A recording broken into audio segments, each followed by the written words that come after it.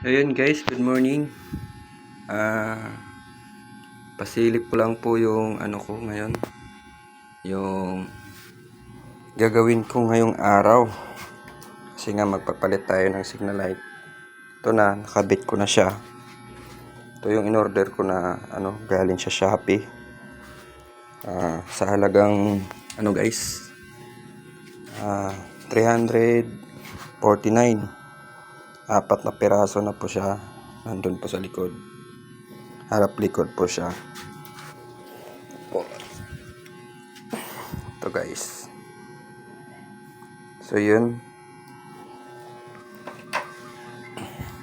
Tsaka ito pala yung guys, yung pinalitan ko.